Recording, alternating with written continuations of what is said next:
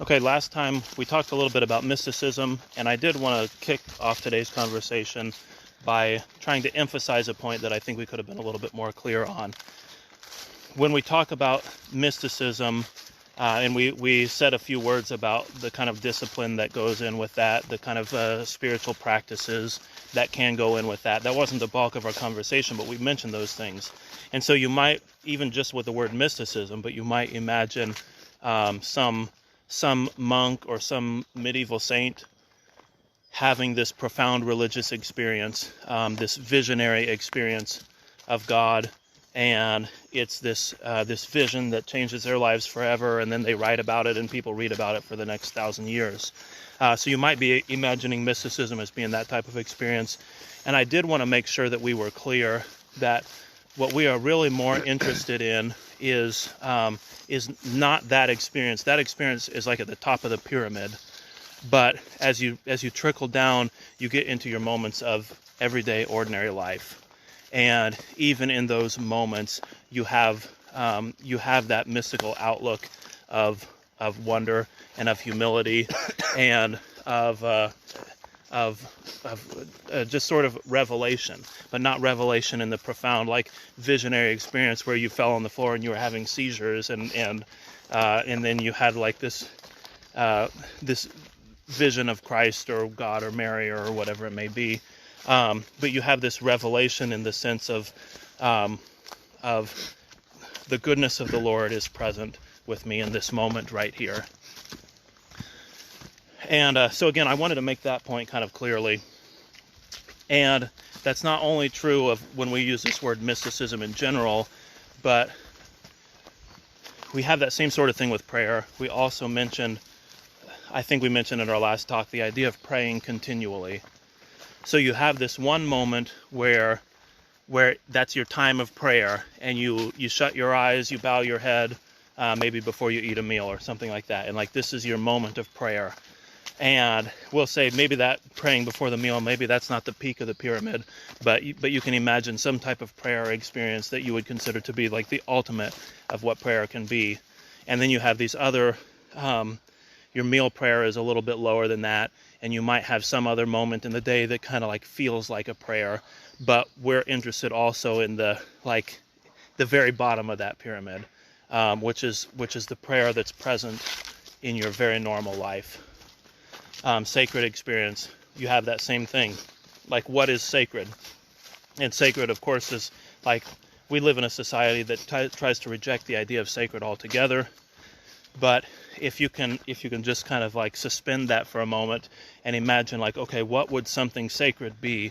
Then maybe you imagine a sacred day, a holiday that's different from all other days, and maybe some kind of ritual act that you participate in on that sacred day. I mean, something sacred that's, well, you go to a Christmas Eve service or something like that. Like maybe that's your most sacred church experience. That's your most sacred experience of the whole year. And maybe for you, that's at the top of the pyramid of what sacred can mean. For others, that peak goes up much, much higher. But we'll imagine some sacred experience that's really important. And then there are lesser sacred experiences, like just an ordinary Sunday, regular old day where you go to church. That day is sacred in relation to the other days of the week. It's not as sacred as the Christmas Eve service, but it's still kind of high up on the pyramid.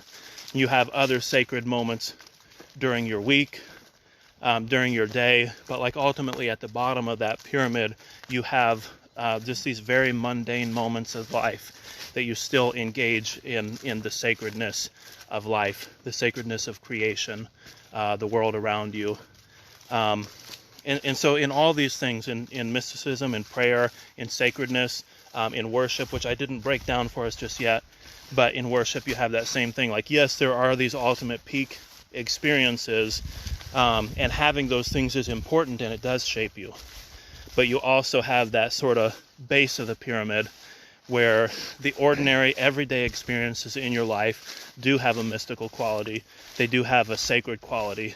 They do have a prayerful quality to them. So I said we would get into worship, and I don't know if that's the direction you wanted to go with that. Now, I don't know if this whole conversation will follow that. I mostly just wanted to clean up a little bit of the discussion from last time by making that point. We did want to talk a little bit about worship and sacredness and some of these things, but did you have some thoughts on worship that you wanted to start with? I guess I wasn't expecting to start. Oh. You usually start. Okay, well, you could respond to any of that. No, I think you did I don't think there's really much more that needs to be said with that. I guess like we were talking about having this discussion on worship. There's like some motivation on my part to, I guess, look backwards historically, like in the life of the church, or really like religion in general, and make the observation that there's something very different in the idea of worship, like as in like corporate worship, church worship today versus how it was viewed at pretty much all points in the past.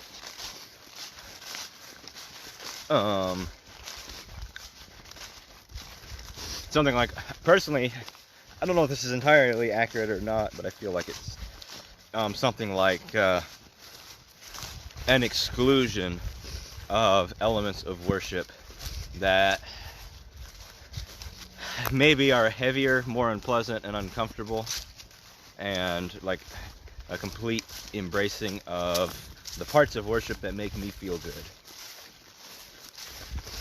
which like ultimately ends up being like a stripping of like the holiness out of worship. Well, I think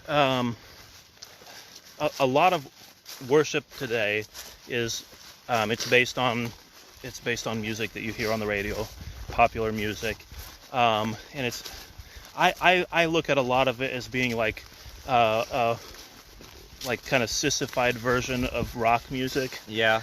Where it tries to take on some of that same character and some of the same edginess, because it's like a movement of one generation against the previous generation. So it does have a little bit of this kind of edginess to it, but it's kind of like, I feel like it's just sweetened, sort of watered down rock or pop music. And so if we take a step backward from that and we say like, okay, well, let's look at what's going on in rock music and pop music. I think there is, you might say, an element of worship or experience of the transcendent that happens in some rock music and in some pop music, and certainly in attending a concert, a rock concert, or a concert that's put on by some hugely successful popular musician. There is something, again, of the experience of the transcendent in that. And there are, you probably listened to songs on the radio and felt not only like deeply moved, like your emotions are stirred, but like your soul is in a different plane when you're listening to this thing, even though it's not religious music, and it doesn't speak to, it might even be speaking to something negative, but you still feel like you're sort of lifted above yourself, and so that kind of becomes the model, I think, for what worship is and what worship can be. It's like, let's try to take what rock music or what popular music can do, and let's try to achieve that same thing in religious music, which is in a way, it's not altogether terrible, but to reference what I said in the intro, like, we're sort of picking from the bottom of the pyramid, right, in order to create and so our like church there's worship. also like, okay, so like touching more on like how this looks for more traditional churches, or like us as like Mennonites, conservative Mennonites. Another side of that same thing is you have like this emphasis on these types of songs that are like, I would categorize it as the victorious living philosophy of modern Christianity, living victorious, and like praising God for the victory He's given you, and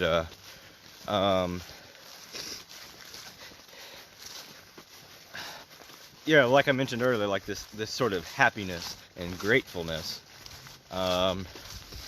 which it should be obvious when I'm saying those things that none of those things are things that you shouldn't be doing. Mm-hmm. But they're also Well, not there's this. also, and this is like a rock and roll kind of connection too, but a Yeah. lot of it is like try to capture the emotion of an adolescent in love, and like all the pain that goes along Yeah, with right. that. Which I So- mean, like, is part of Christianity because that is the symbolism that's used throughout the Bible of, like, basically the Christian, like, the way that God interacts with you. Like, it is like, I mean, why do we have the Song of Solomon in our Bibles? Mm-hmm. Right. Like, it's because it was understood that that's what it's talking about. Yeah. But so Yeah. Although well, I guess there's angst in the Song of Songs too. yeah. So I won't bother making my point. Go on. So like that's part of like that, I guess you could call it like that romantic worship. Like again, that's an element of worship and a proper element of worship, but it's not all of worship, and it's not like not anywhere close to the center of worship. And if you want to just go strictly historically, like examine the history of Christian worship, what is the center point of worship is the holiness of God and the holiness of Christ. Mm-hmm. Which I think it's kind of important to define holiness in that context. Which I guess this is the fruit of several discussions I've had with different people over the last couple of weeks. That question has come up several times lately, like what does holiness mean? And it strikes me through the course of these conversations that's not something we ever actually bother to define for the most part. But the way I guess I would define it is, okay, like first you need to build this understanding that there are hierarchies and distinctions between things. So like you have this idea throughout the Old Testament of like these purity laws. That might be in the form of like Israel has to keep itself pure in the sense that like you can't marry foreigners, or you have to keep yourself pure by not mixing fabrics in your clothes, or not sowing different seeds in a field, or not rounding the corners of your hair or your beard, which like these are all symbolically representative of this idea of holiness, which is this idea that there are things that are distinct, and like you need to maintain the boundaries between them and the purity of them.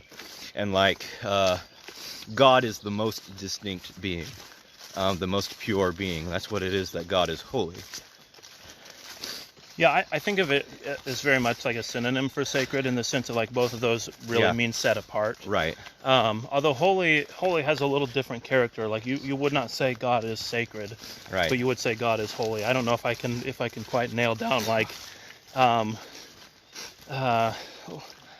there's something something of the supreme in holiness maybe that isn't necessarily the case in sacredness. Yeah, so like the Greek word agios we translate it as holy, and so like a saint would be like Agia Christophoros or something like that. Mm-hmm. Saint Christopher. Yeah, right.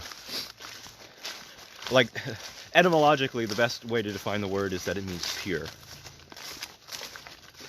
So like God, so like you'll have that like in the Greek liturgy, like agios, the declaration agios for God, like declaring holy, holy, holy.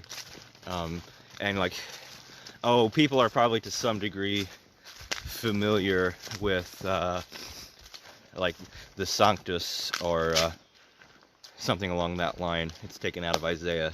Holy, holy, holy is the Lord of hosts, which is an ancient Christian hymn, like I said, derived from Isaiah. So like there's this center point throughout traditional Christian worship on the holiness of God, and that God is holy and Christ is holy, and that we are called to be holy. And like, yeah, like the best way I can think of to define that is that God is set apart from us, and distinct from us, and separate from us, Mm-hmm. and above us. Like, he's not one of us. We're created in his image, but God is distinct and separate from us. And this is, represented in the Old Testament with this idea of all of the veils and borders and separations between any given individual in Israel and the Ark of the Covenant and the Holy of Holies and the mercy seat of God, like the place where God is said to dwell. Mm-hmm. Like the point isn't that God wants nothing to do with you. The point is that God is holy. Right. Yeah, I want to mention like a couple other words related to sacred. Saint, we mentioned already, and you tied that to this Greek word for holy. But I mean, that just like most literally is someone who is set apart. Right. And saint is sacrament, sacrament would also be like related to sacred or related to sanctus. You mentioned that right. also, which is just like a sacred thing or a sacred action. And we have in Catholicism we have these 7 sacraments. Like these are the 7 sacred things, but like a more. What are you saying? You're a Catholic? No.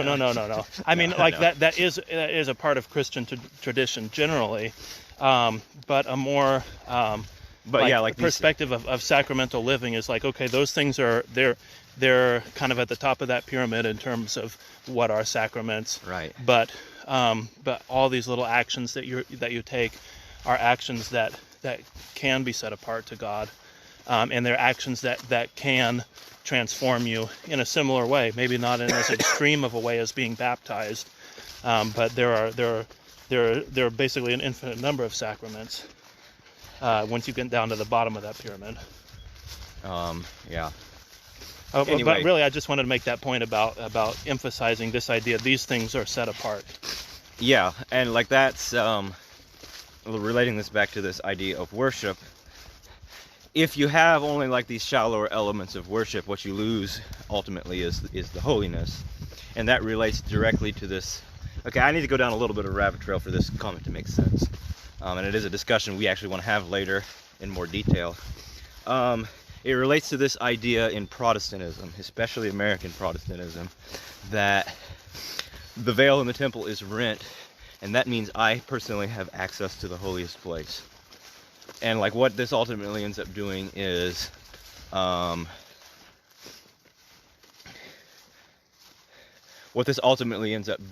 practically for people, because they take this attitude that there is no veil, there is no separation between God and man anymore, is that God ceases to be holy.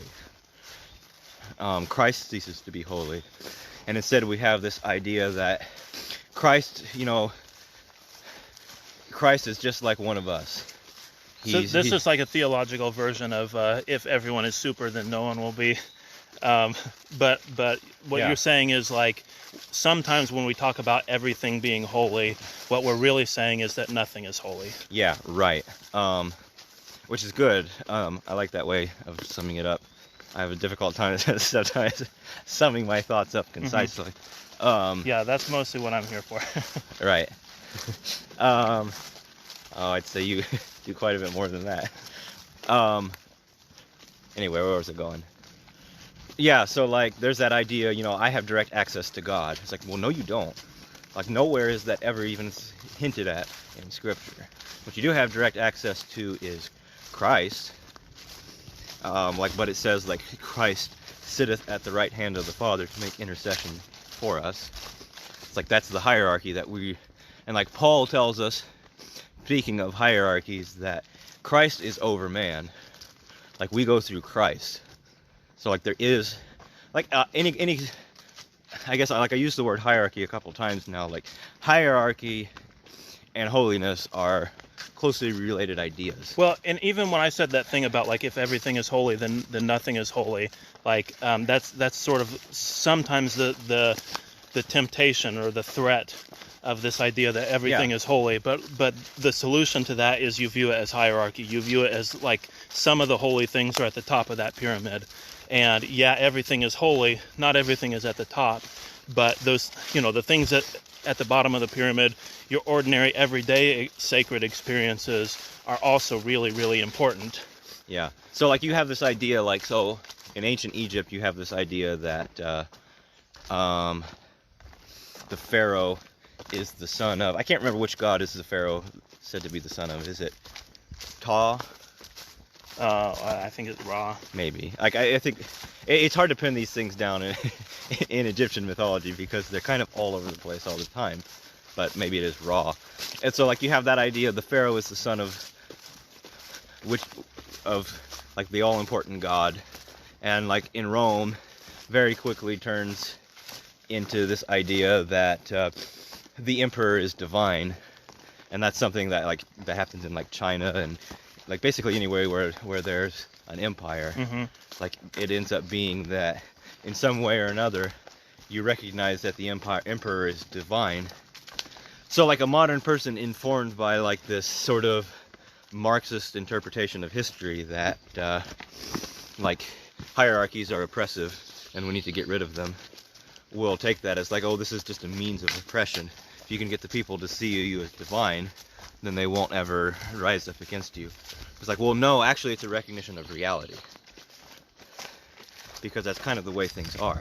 Yeah, I mean, you mentioned empires, but we have the same idea attached to kings in Europe, and then we also have the same idea attached to the president of the United States. Yeah, that's what's going to be my next point. Like, I mean, you had tons of people under President Trump saying that like he's God's anointed. Yeah, right. And they'll qualify saying, well, I know he has problems, but I believe he's put it in place by God to work whatever he's going to work.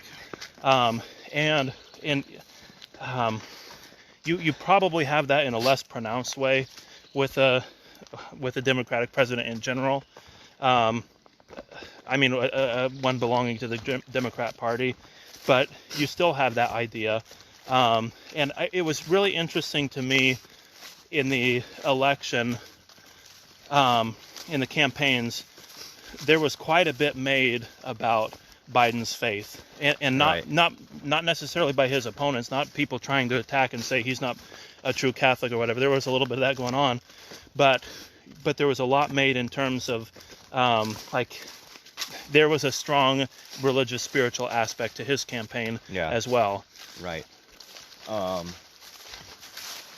Anyway, so and I guess the point I wanted to make by bringing that up is that in those cases, now this is probably more true of Trump than Biden because I think it was built into Biden's campaign in a big way, and it was a little bit into Trump too. But it wasn't the king or the president that was forcing that idea on people.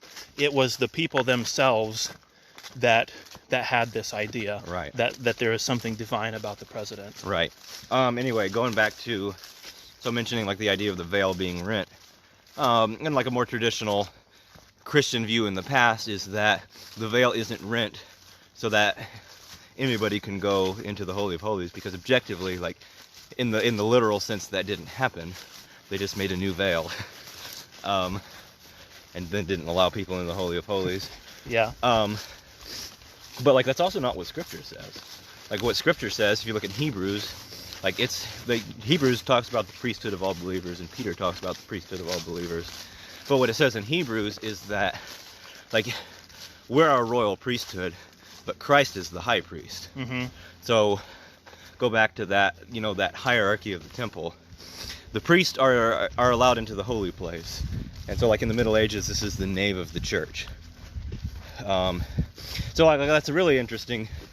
So, like, in like a Byzantine era Orthodox church, what you would do is, like during the liturgy, when it comes time, like for the cherubic hymn and like the body of Christ, the consecrated host, it's time for it to be brought into the sanctuary. So like it's brought from the outside, like the priest has gone out into the narthex and got the bread and the wine, and then he comes back in through the royal doors, which is the center doors, walks it down the aisle and in procession to the altar. So it used to be, like I said, in like medieval Byzantine Christianity, that part of the liturgy at that point was catechumens and those that aren't Christians, you have to leave the holy place now. You're not welcome. Like, you can't be here for this part. And like there's this admonition as part of that, like holy things are for the holy, and like don't let me betray you like Judas did with a kiss. Like this is part of the procession of the holy, or of the consecrated host into the Holy of Holies, like the entering of Christ into the Holy of Holies.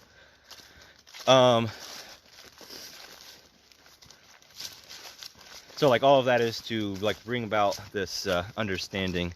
This is how Christianity traditionally approaches the idea of worship, is with this like extreme holiness of God and of Christ, which is in stark contrast to. Okay, I want to interrupt a little bit and then come back in with worship after I finish up this point. Yeah. So, and I got to do a little more processing on this this idea when you say you criticize this idea of the veil being rent, meaning that doesn't mean we have access to the Holy of Holies. But I will say, like, okay, just as a thought experiment, assume that it does. And actually, I took this from you anyways. But when the high priest in Israel would go into the Holy of Holies, you tie a rope around his ankle so that he might die while he's in there. Right. And so you can pull his dead body out of the Holy of Holies. Yeah, because you're not allowed to go in there to get his dead body. Right, yeah. If you do, then you'll die. Yeah, right. There'll just be piles of bodies. Right. And so the idea was that approaching God in this way is so dangerous, right, that even the high priest, every time he goes in there, we're going to take this precaution. Yeah, and it's like the same thing. Well, I want to continue it. Well, yeah, if you got another example, go yeah, for it. well, it's the same thing. Was it like, is it Elijah or Elisha? God passes by and has to hide him in the cleft of the rock. It's like, you can't look on my face. If you do, you'll die. Mm-hmm, right. And the same thing with Isaiah in the temple. He sees the presence of God. And like his immediate response to that is like, I'm gonna die. Mm-hmm. Well, and okay, so that's if you're approaching God directly. Okay, so we'll say that's the very peak of that pyramid of holiness. Right. And you cannot handle it and live. But we'll say we go down just a step, and you're saying, well, maybe we still don't have access to the Holy of Holies, but you're saying at least we have access to Christ. But right. You look and see John has a vision of Christ that's recorded in Revelation, and when Christ appears to him, he falls on the ground as one dead. Yeah. Right. It's a really serious, like overwhelming experience. Like, still the holiness of approaching Christ is very extreme. Right. So if you're this, well, because like it's important to remember in that context, like Christ is God. He's not like an emissary of God. Mm-hmm. He is God. But again, like if you're the Protestant who's saying we can all have access to the Holy of Holies, or even just we can all have access to God through Christ. Okay, fine. But what does it mean to have access? I mean, when John beholds Christ, it's serious business. It's not something to be taken lightly. It's not casual, but it is extremely holy. Yeah. For him to be able to see Christ in that way. Well, yeah, and like remember, like this John, I mean, he saw Christ. He was his disciple for 3 years. Traditionally, is what you say. Mm-hmm. And like he also saw him after the resurrection, and he saw him ascend into heaven, and then he sees him again on the throne. And it's like, how does that make sense? Like, you've seen this guy a lot. Yeah. Okay, so now that we're approaching Christ, we're not dropping dead, but we're almost dropping dead. Right. And so from there, then I want you to pick up with what you were going to say about worship. Drop dead. I mean, I think that is a good way to, like... So, like I mentioned the cherubic hymn. Like, there's a couple different versions of cherubic hymns throughout the history of Christianity. I guess maybe I should explain what a cherubic hymn is. Basically, so like the point it would be at in traditional liturgy, like I mentioned, is when the body and the blood of Christ are brought into the sanctuary for communion. Mm-hmm. Okay, I mean, you're in the presence of Christ. Yeah, so you're in the presence of Christ and in the presence of Christ as the sacrifice.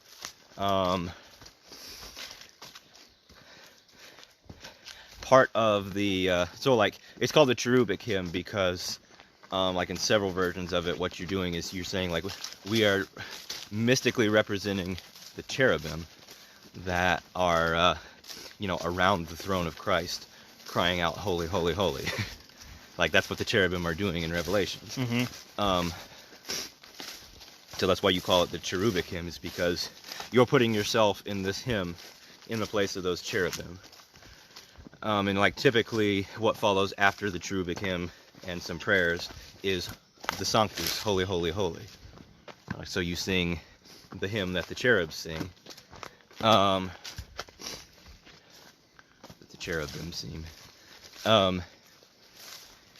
But it's like a central aspect of cherubic hymns is like you have to lay aside everything earthly, everything carnal, all of your cares, all of your worldly concerns in order to enter into the presence of Christ. Like, because if you don't, then like you can't receive him as Lord of all. So we'll say that that's the like the intellectual message of the cherubic hymn. Yeah. What's the effect of it on the spirit of the person? Holiness. Well, I mean, I just asked that question. I mean, I think it falls in line with what we're saying about falling on the ground as one dead. I mean, it's like this meant to be a very overwhelming, not a happy, fun kind of a song. No. But a so song like, of like ultimate matter, ultimate importance. If you listen to like Orthodox like compositions of the liturgy, and like I would say especially Russian ones, it would be more recognizable to us as Westerners, because Russian liturgies tend to use something like a Western musical form. So like you don't have to retrain your mind with Greek musical theory in order to understand, like in order to feel what's going on. But so like the cherubic hymn is the turning point in the liturgy, where you move away from like the cheerfulness and the thankfulness that's at the beginning, and like the cherubic hymn comes in, and it's oftentimes like very, very heavy, very reverential. And even if it's not like even if it's in a major key, so like oftentimes what you'll have is the first part of the liturgy is in a major key, then the cherubic hymn comes in a minor key, and the rest of the liturgy is minor. Okay, and that transition like means there's a shift to a kind of like Right. darkness or heaviness. Right. Or seriousness. Yeah. That's maybe better. But like that's not always the case. Like sometimes it's still it's still all in major. But like even then, still the cherubic hymn is going to be very slow. Like they typically take like 10 minutes to sing the song that has like maybe a dozen words in it. That's probably more than that, but it's not very many words. So it's even like it's going to be slow and reverential and try to bring out this idea of holiness. Yeah. Like you're entering into the presence of holiness, and also like Christ is entering into our presence, and this is serious business. Yeah. So, which I guess is a good way to sum up kind of my attitude of modern worship is we're not treating this like it's serious business. Okay, I do want to ask one question on that note. You talk about the cherubic hymn so much, but the cherubic hymn is only one hymn. Right. Is there a place for like the approach that we take in contemporary Christian music? Is there a place for that in a worship service, or what's your take on that? So, I mean, there I guess I would have to confess some ignorance. Like it's just been so long since I've taken part in any kind of contemporary worship service. Okay. Okay. Well, no, I did ask that specifically about contemporary Christian music, but in my mind, when you're talking about the cherubic hymn, I'm also thinking of Western, Protestant music traditions, and I can't say that I dislike gospel music, but I do feel like when church music makes a shift into gospel music, Yeah. Which maybe kind of starts like in the 1860s, then the music becomes more about fun, and when it's more about fun, it feels like it's less about worship. Now, and I can't exactly say that I don't like the gospel music. however, I do feel like, well, we pushed out something that was better than this, something that was more serious and more worshipful. And, I mean, we were talking about what is mystical experience, and we mentioned humility and awe. And in gospel music, I don't feel that there's a character of humility and awe. Certainly not awe. Right. And again, in the church music that preceded that, then you do have this sense of humility. You do have a sense, like a very powerful sense of awe. And so I guess we could even just say, like, in the gospel hymns. Now something like "I'll Fly Away" would be much later than the 1860s or 1870s. But I mean, "I'll Fly Away" would be like a classic kind of gospel number. Right. I mean, is there a place for that, do you think, in worship? I mean, I think so. I don't like. I mean, I don't consider myself like the authority. Yeah, right. No, that's But- fine. I'm putting you in a corner by asking that question. But I no, realize. but you're asking for my opinion. It's like, well, I mean, I even think there's maybe not in like church worship, but there is a place Mhm. for this contemporary music. Even. Yeah. Like, Well, I don't have an objection to the existence of it. Yeah, right. But right. I just think that it's usually misused. Yeah. So like listening to some friends of mine and observing them listening to and engaging in this music, and like getting engaged with it and like kind of dancing around and getting emotional, and like I was thinking, like, I think you're mistaking this for a spiritual experience. Like, it is sort of a spiritual experience. Yeah. But Well, I think again, it's lower on that pyramid than it could be for your worship. Now I asked you that question, and you kind of said, like, well, yes, there is a place for it. I'm not sure if the place for it is church. And I did mention the song "I'll Fly Away" specifically. I mean, I played in a handful of bands, but there's a band that I've been pretty involved with that does lots of shows in bars. And I mean, other places too. But I mean, we'll put on a show, and it'll be midnight in a bar, and we'll start playing "I'll Fly Away," and I mean, like, people are moving around and dancing like what you're describing in the church service. Right. But they're doing this in a bar, and I feel like this is a good thing. I feel like it's nice that like we have brought something that has a little bit of sacredness to it into that setting. And so I think that's positive. When I sing that song in a church service, then I kind of feel like, I'd rather sing something else. yeah. I'd rather sing something that has more of a quality of sacredness or holiness to it. And so I guess my take on it is kind of similar. And to move it over to contemporary Christian music, like, should there be this kind of music in the world? I'm not a big fan of it, of contemporary Christian music generally. As a musician, I'm not a big fan of it. I don't like that Christian music is just kind of aping these secular trends. Well, but like, we've also brought out how. I mean, I feel like Christian music in the past has been really important, even from a musical perspective. Right. And now I feel like it's actually totally irrelevant from a musical perspective, even though it's trying so hard to be relevant. Well, that's because the music is basing itself off of is itself irrelevant. Well.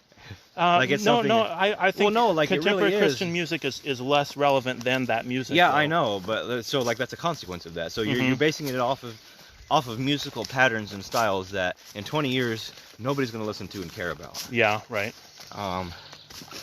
Now, I was going to make the comment, there was this one place, I was a full-time performing musician for a while, and I had these restaurants in different towns that I'd, usually when I'm in this town, then I'll eat at this restaurant.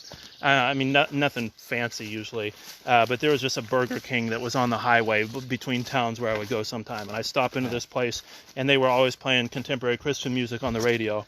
And as I said, I confess, like, I'm not a big fan of the type of music, the genre generally, but I would sit there and I would still feel like, it is kind of nice that I can sit down in the place and like there is an expression of faith and spirituality in the world. Like I felt like it was kind of nice that such a thing existed. Yeah. And again, I didn't want to be singing that stuff in a church service because I feel like it lacks the quality that you should have in the church service. But I still feel like there's that kind of low level sacredness that's happening there, which seems like a good thing to me. You know, like I did mention, like I think it's okay that these things exist, and kind of think maybe they should and have their place and all that. The other side of that too is that that's so much of the mission of the church right now, though, is of the musicians in the church, is to like aim for that low level sacredness. Well, yeah. So like I saw the way that we can try to be relevant. Flyer at church this morning for some kind of traditional Anabaptist seminar. That was like something on restoring the spirit of Anabaptism, and I saw that title, and it's like I get excited because that's my mission. Mm-hmm. It's like that's what part of what I'm trying to do here in this podcast. And so then I read their description, and they're talking about the Great Commission, go out and baptize all nations in this sort of evangelical model. It's like, no, that's not the spirit of Anabaptism. That's far from it. Yeah. And like going out, taking that thought further, and like realizing like the Great Commission is something that's important. Obviously, it's the last command Christ on earth gave to his disciples, but like we take it out of context and apply it in this shallow way. And the best indicator I guess I'd have for that is, okay, so let's read what these disciples then did and said next. Mm-hmm. And what they took that commission to mean. Yeah. And it's nothing approaching this sort of evangelical model that we take it to mean. Well, even that idea, you know, I mentioned relevance and kind of criticized this idea of relevance. Well, I guess I did give my example of Burger King, which has all these different people that are Christian or not or whatever. But, you know, I mean, if your mission is like put out your Christian radio station, again, I don't want to be like too critical of that, but it is there for Christians, right, which is good. I mean, you know, you want to build up Christians, but like don't pretend it's evangelical if only Christians are going to ever listen to it. Right. And this kind of goes back to something we were discussing in mysticism. Sorry, I mentioned the word relevance, but like if you say that that's relevant to the culture, you're wrong. Right, it's not. It's relevant to Christians. Completely irrelevant to the culture. Right. Like, if you think it's relevant, like, why don't you listen to what the culture actually has to say about it? Yeah. Right. Right. I mean, don't take that too far, because the culture also has always had negative things to say about Christianity, like true Christianity. But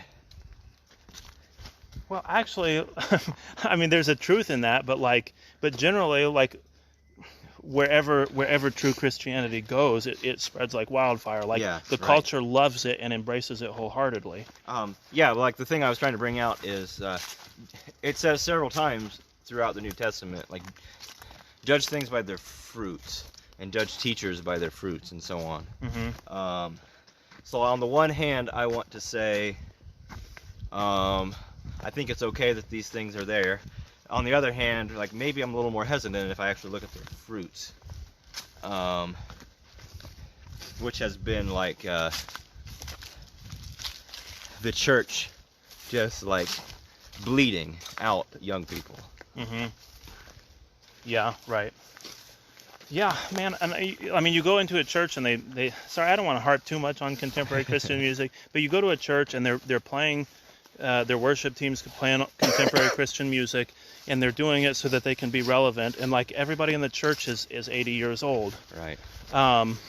And like I'm just imagining if you're a young, we'll just use the word seeker, and you go into this church and you think, I don't know what this is all about, but I kind of feel this pull and I want to see if I want to be a part of it. And then you see a bunch of old people, which is fine. There's nothing wrong with old people, but they're engaging in a form of worship that they don't believe in. Right. Like, I mean, so that is probably not worship. And I've made this. So I mean, but it's not going to connect to that young person that happens in the doors because what he's witnessing, like, there's just such a dissonance. Well, so like I've made this comment before. Worship, to me, I think I would define worship as attention. Like, where is your attention? What are you attending to? when you're engaging in something. Like, that's what you're worshiping. And it seems to me, listening to how they describe it and why these things appeal to people, like, what you're attending to is yourself, which by extension, like by my own definition, means you're worshiping yourself. So like, if my worship, the aim of my worship is that my faith is strengthened and I feel better and I'm not down, like, okay, that's I'm worshiping myself. Mm-hmm. So I'm not worshiping Christ. I'm not worshiping God. Yeah. And I'm essentially just using God and Christ selfishly. Mm-hmm. I wish I knew where I picked up this paradigm. Not where I picked it up, but I wish I knew where it originated, because I see references to this all over the place, and I wish I could pin down the source. But you can basically divide music history into two periods, like only two periods. Everything from before this split you would call romantic, before it you would call classical, and everything after this split you would call romantic. So classical in that sense includes ancient music, ancient art of all kinds. It also includes Renaissance and medieval, and it includes like what we usually use in the narrowest sense of classical music as well. Right. And then romantic begins in the Romantic era. So whether you're talking about romantic poetry or romantic music or whatever, then that's romantic, and everything afterward you say is romantic before. Now, sorry, I spent a lot of time setting this up. Yeah. In the classical, which is like, I'll just pick the year 1800. There's always going to be something a little arbitrary about a year, but we'll say this divide happens in 1800, and there's a lot of bleed on either side of that, on either side of whatever date you would happen to pick. Yeah. So prior to that, if you're in this classical mode, then the purpose of art and music is basically to properly order the soul.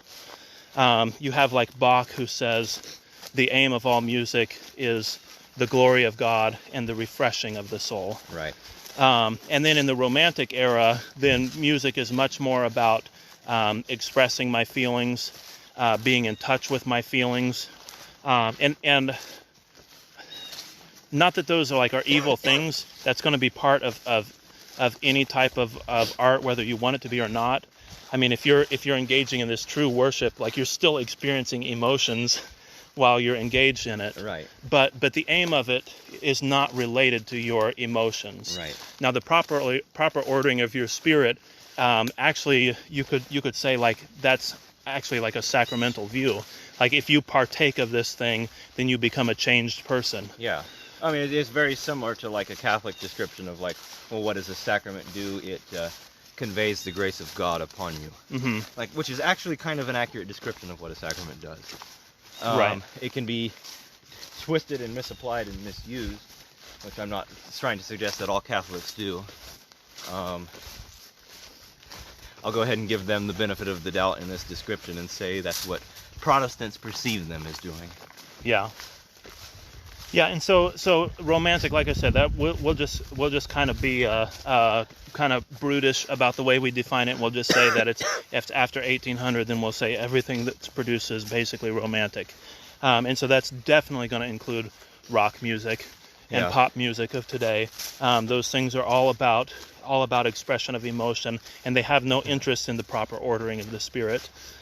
And that's the stuff that our church music is based on. Not only our contemporary stuff, but like to a degree, our gospel music isn't based on rock music. It's older than that, but it still has this kind of romantic character. It's about this like fun, exciting, emotional experience. And anyways, I brought that up. I kind of forgot exactly what you were saying about the music of today, but it just seemed like you were characterizing it as being all about emotions and feelings. You were saying it's focused on yourself. Yeah, right. And I was just saying, well, that's part of being a modern person. It actually is being focused on yourself. Yeah, so like the romantic movement is a like a product of, like, both a product of and reaction to the Enlightenment and humanism. Now, there's a lot of things I really like about the Romantic movement. Yeah. And as a literary guy, I've got some heroes that are romantics. And I kind of, like, I side with them when you say they're reacting against the Enlightenment. Right. And I mean, you know, I'm cheering them on because Yeah, but so like it's like kind of this like sundering of humanity that goes on because of humanism, ironically.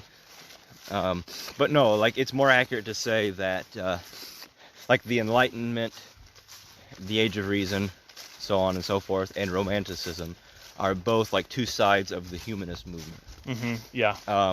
Which, like, the fundamental thrust of humanism is on the individual, like your individual experience. Right. So, which is like very, very different from a historical view of personhood, which puts like no emphasis on the individual. Well, you have like know thyself, which is one of the Delphic maxims inscribed on the wall in the temple to Apollo at Delphi, right. And that becomes like a creed for Socrates. Know thyself. So, I mean, there's a place for the individual in the ancient world too. Yeah, but it's like the individual exists within a context. Right.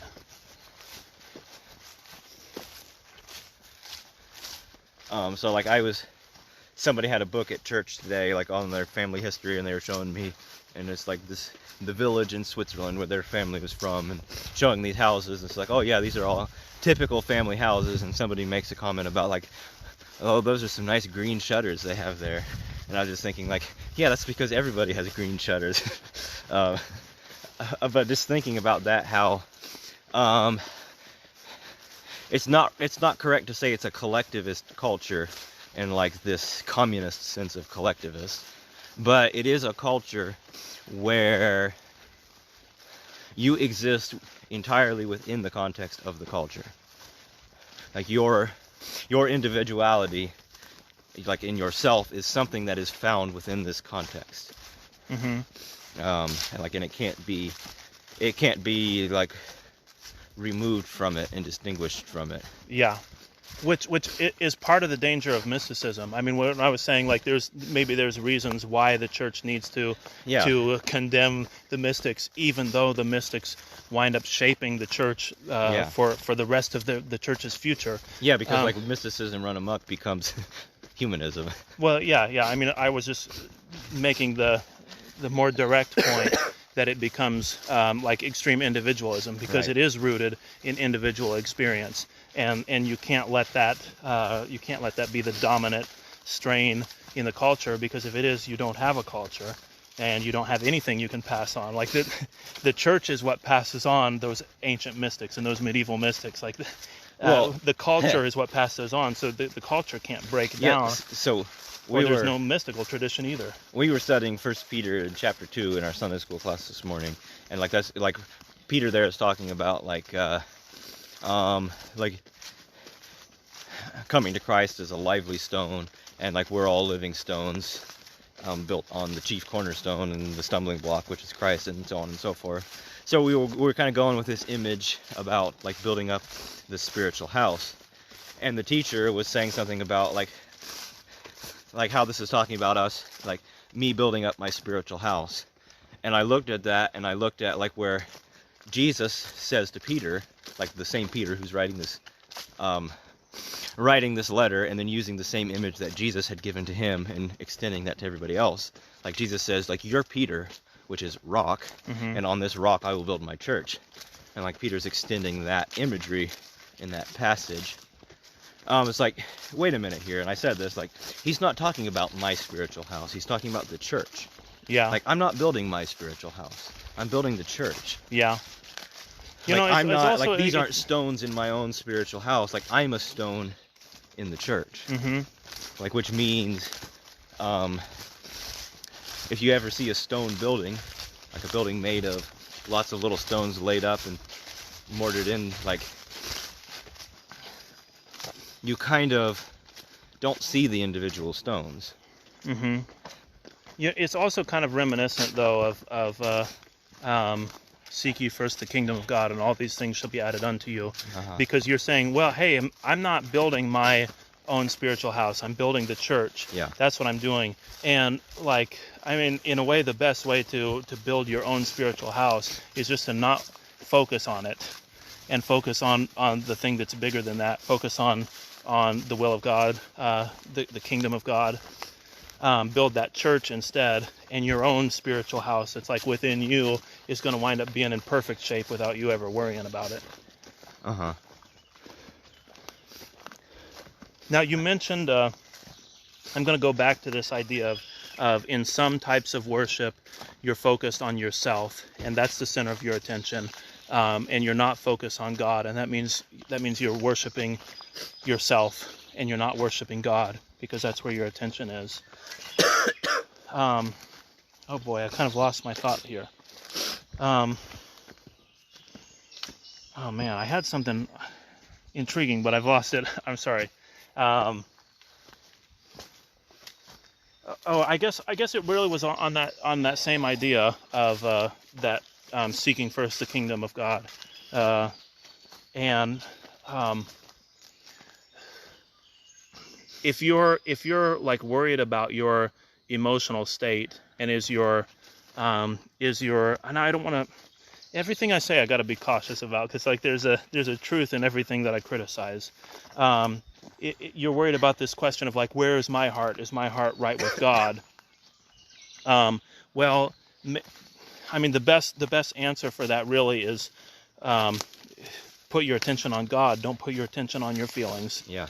And when you do that, your feelings will take care of themselves. Well, yeah, and like that goes back to that, like, and the self-expression too. Like, I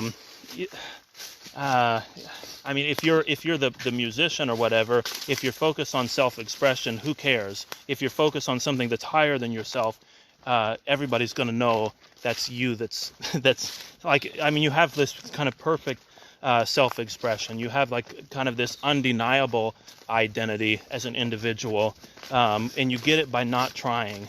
You get it by focusing on something that's higher than you. So if self-expression is your goal, then in order to do it well,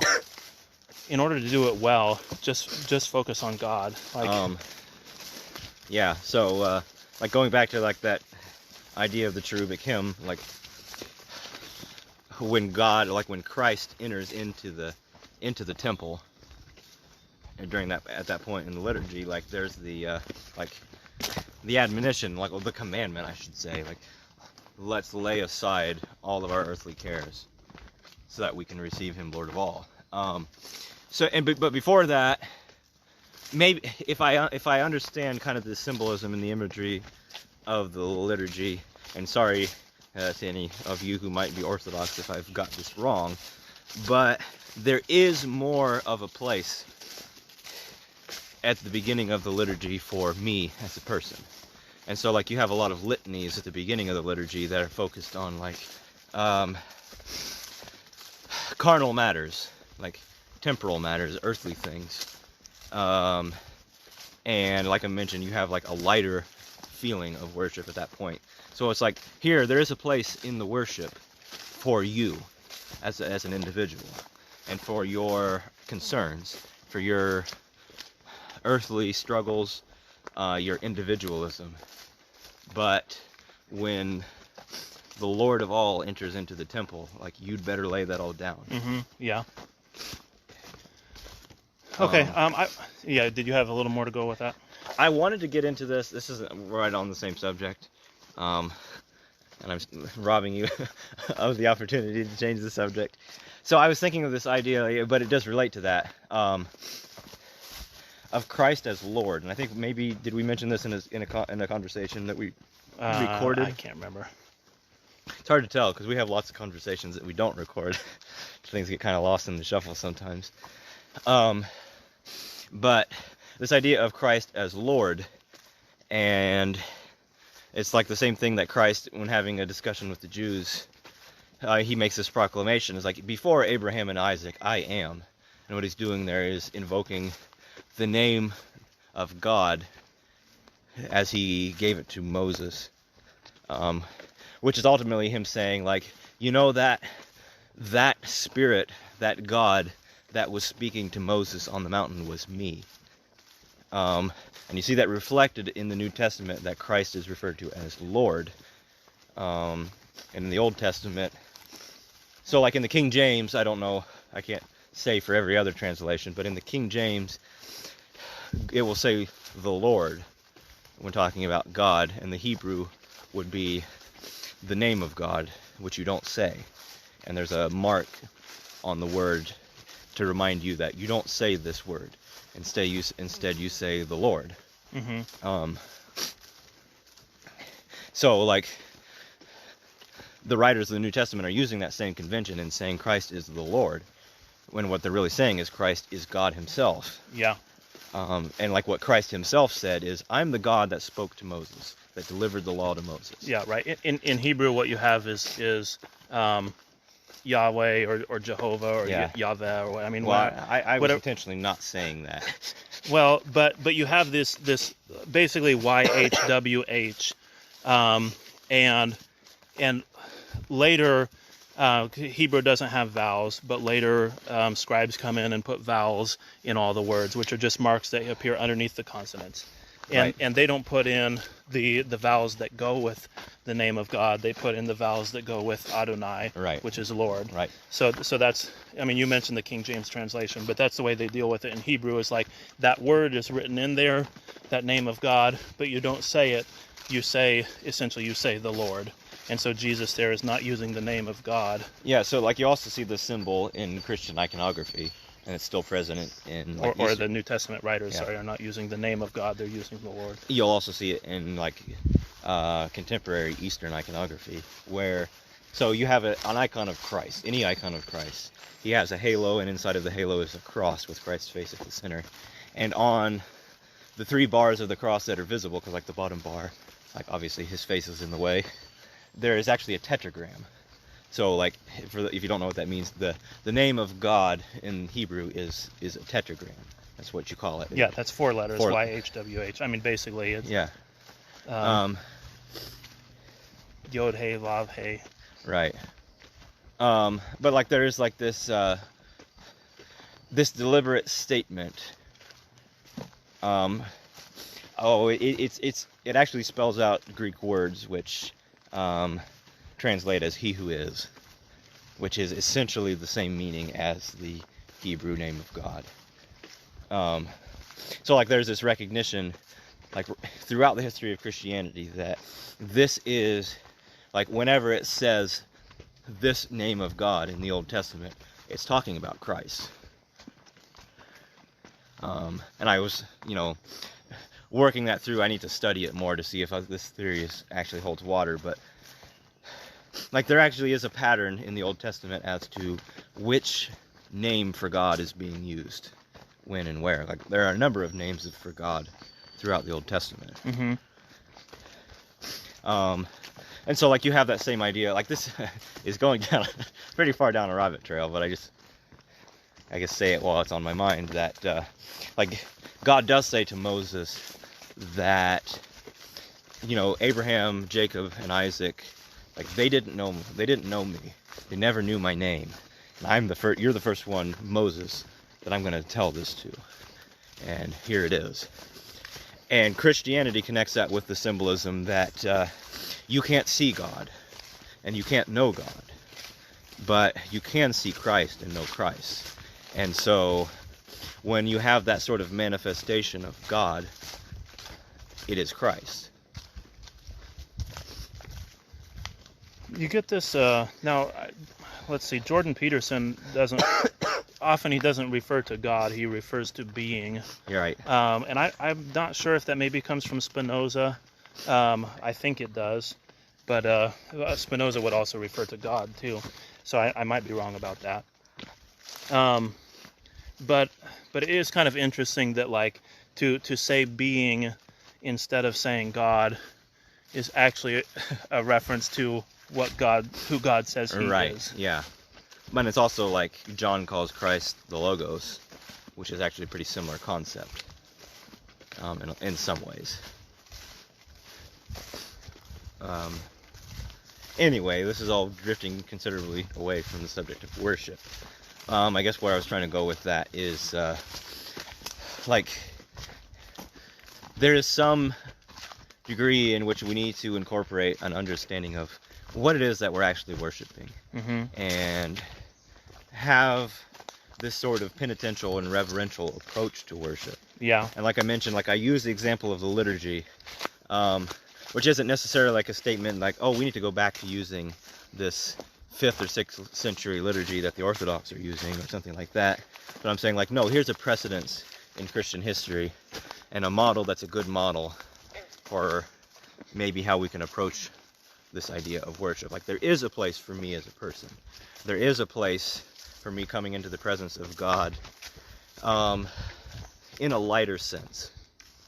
And like this sense of gratefulness and thanksgiving, and also like entreating the Lord for my concerns, and so on and so forth. But there comes a place where you go in the worship of God where it's time to lay that aside and actually allow the presence of God to enter in and worship it.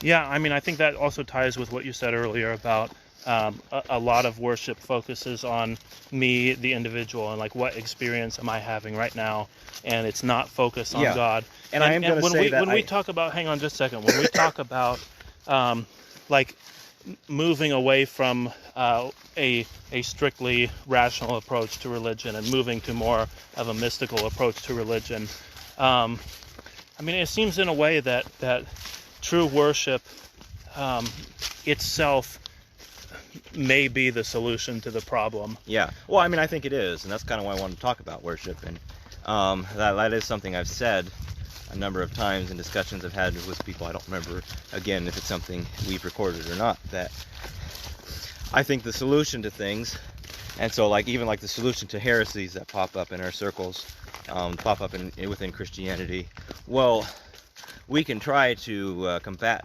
heresy with dogmatism or with proper doctrine, but I think the actual answer is worship, which like goes back to something else I said, that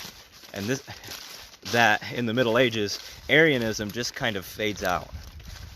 It doesn't, like there's a point in the early Middle Ages, like at the time of the fall of Rome, it's probably accurate to say most Christians in the West are Arians, but a couple centuries later there's none left. And there wasn't like this political or organized effort to oust Arianism.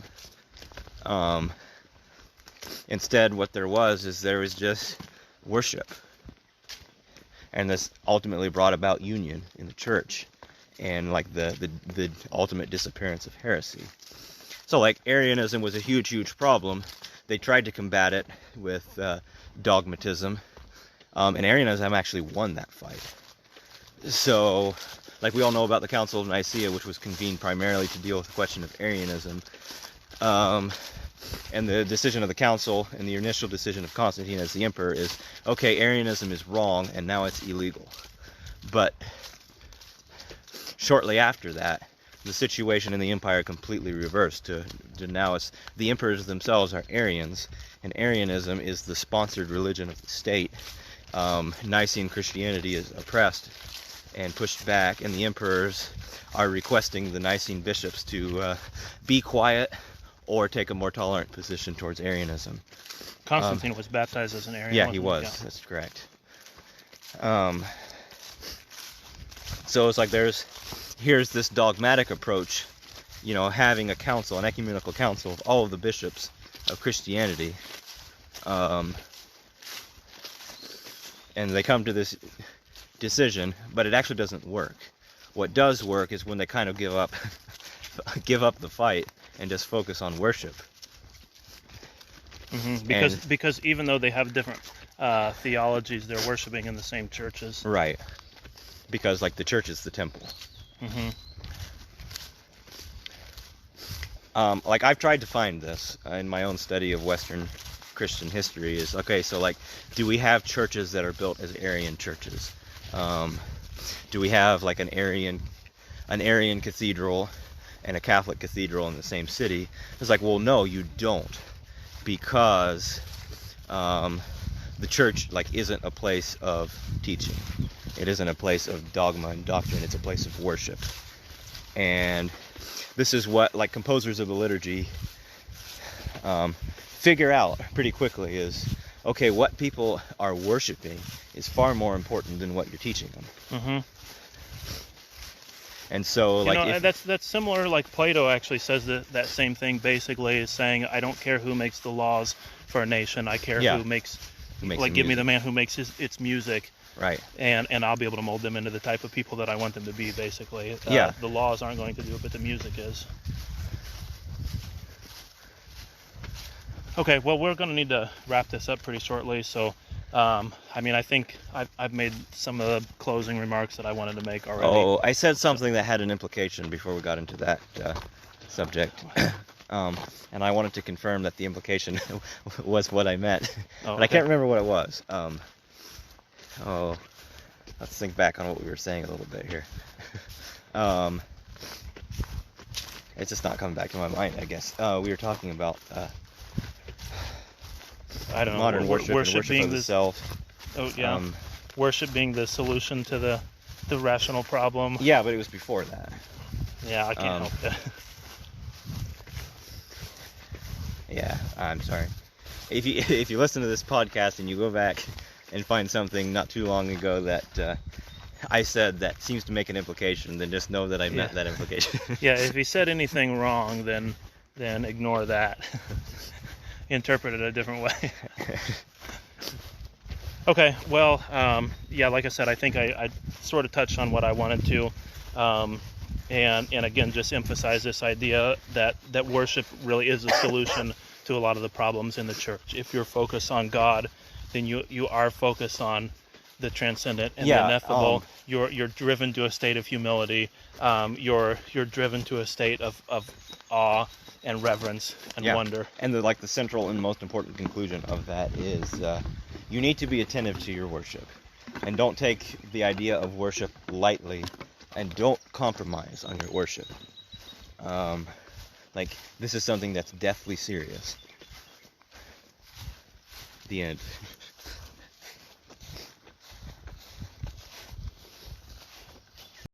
Thank you for listening. If you would like to support this podcast, then all that we ask is for you to subscribe, think of a friend who might enjoy it, and share it with them. And please join us again for another walk in the woods, another conversation, and another journey in the sacred life.